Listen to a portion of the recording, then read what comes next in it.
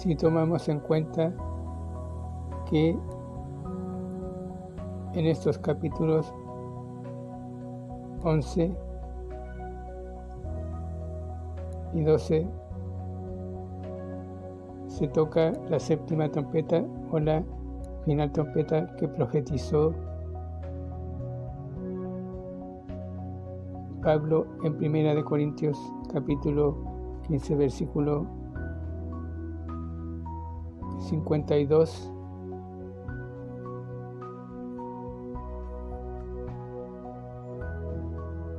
Y que estos versículos están anunciando el arrebatamiento de la iglesia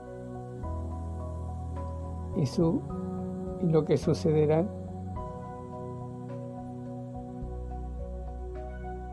Y si tomamos que versículo 2, capítulo 12 y versículo 13 nos muestran el comienzo del reinado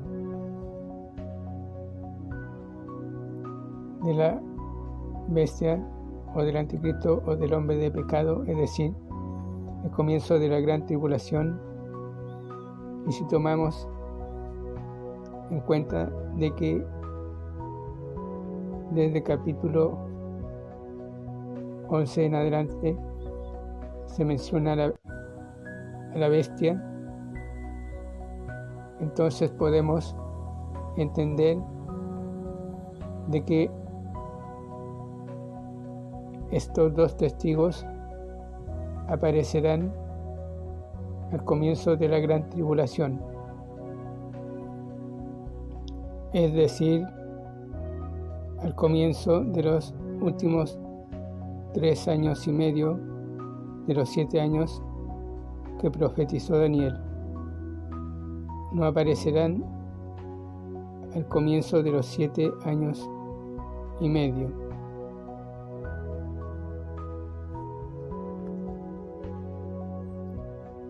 Y su ministerio durará poco menos de 3 años y medio, es decir, ellos serán asesinados y resucitarán antes del término de la gran tribulación, antes que Jesucristo regrese a la tierra, porque ellos también regresarán con Jesucristo a la tierra para derrotar al anticristo.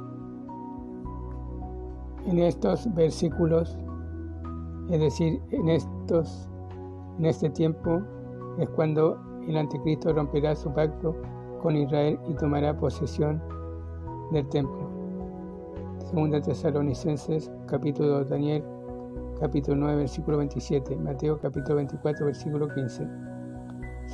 Se proclamará Dios, trayendo así la abominación de los adoradores que tanto Daniel como Cristo predijeron. Vemos a los gentiles hollando el templo durante 3 años y medio. Dios le pide a Juan que mida el área del templo, una acción simbólica que retrocede hasta Ezequiel capítulo 40 y 41 y Zacarías capítulo 2. Medir algo quiere decir tomar posesión. A pesar de que las fuerzas de Satanás se han apoderado del templo, Cristo lo reclamará de nuevo y lo volverá a su pueblo. Note la alusión en el versículo 4 a Zacarías capítulo 4 y 5, concernientes a Zorobabel y Josué, el sumo sacerdote. Estos dos hombres fueron los siervos de Dios para reclamar y restaurar el templo y la nación después del cautiverio en Babilonia, un periodo de problemas nacionales.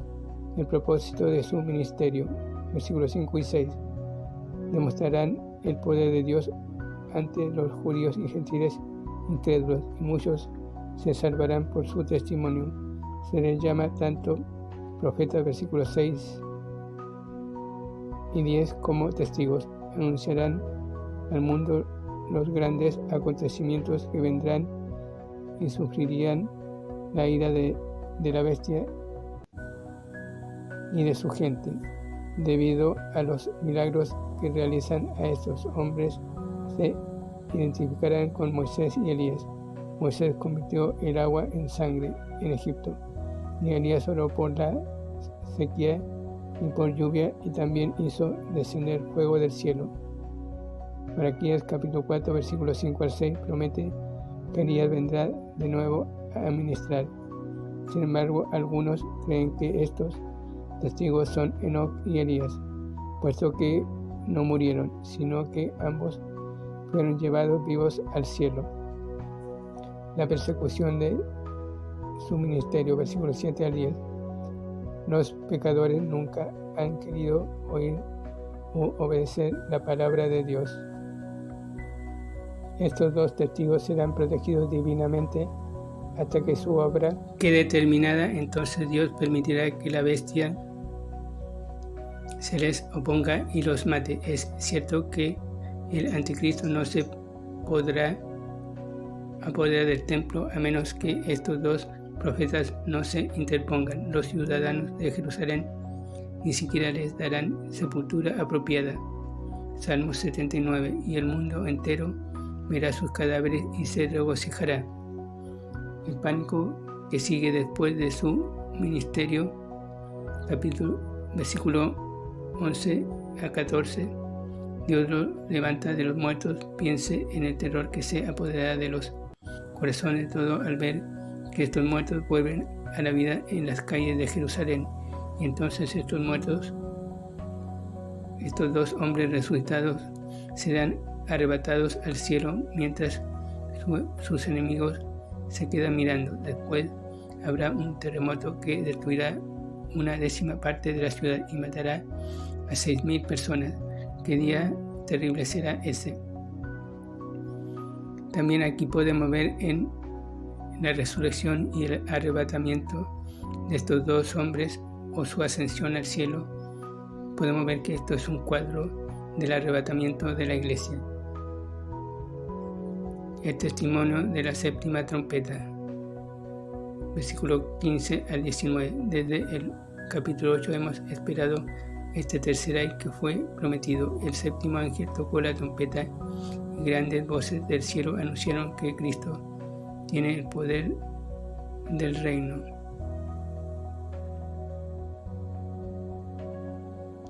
A esta profecía le sigue alabanza y los ancianos glorifican a Cristo por su poder. Esta es la tercera de las alabanzas celestiales. En capítulo 4, versículos 10 y 11 le alaban como creador. En capítulo 5, versículos 8 al 10 le alaban como redentor. Y aquí le alaban como rey y juez. Ahora se contestan todas las oraciones de los mártires como la del pueblo de Dios. Venga tu reino. El versículo 18 bosqueja lo que ocurrirá en los últimos 3 años y medio del período de la gran tribulación. Hostilidad nacional e internacional. Se airarán las naciones gentiles. Salmos 2 y Salmos 83. También Joel capítulo 3 versículo 9 al 13. Esto significa que las naciones mostrarán su odio hacia Cristo y su pueblo, y que la persecución crecerá. Por supuesto que Satanás está en la escena. Véase capítulo 12 versículo 12. Esta es la primera vez que Satanás aparece en escena. Por lo tanto, podemos decir que este no solo es el arrebatamiento de la iglesia, sino que también la gran tribulación, haciendo un esfuerzo aquí especial por destruir a los judíos. Ha procurado destruir al pueblo de Dios desde que Caín mató a Abel. 1 Juan capítulo 3 versículo 10 al 13. Resurrección.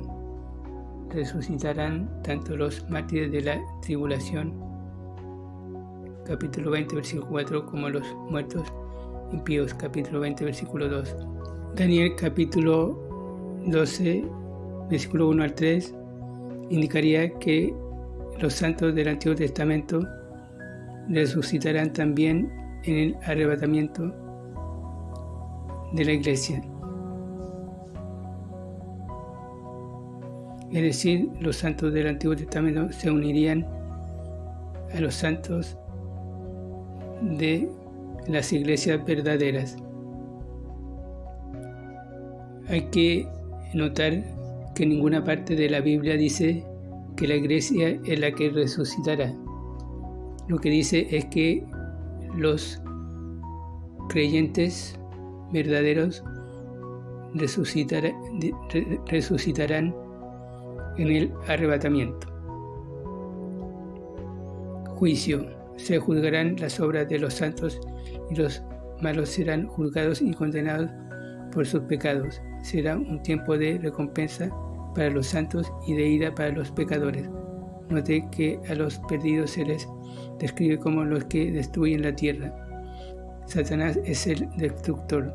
Capítulo 9, versículo 11. Y todo el que le sigue participa de su programa de destrucción.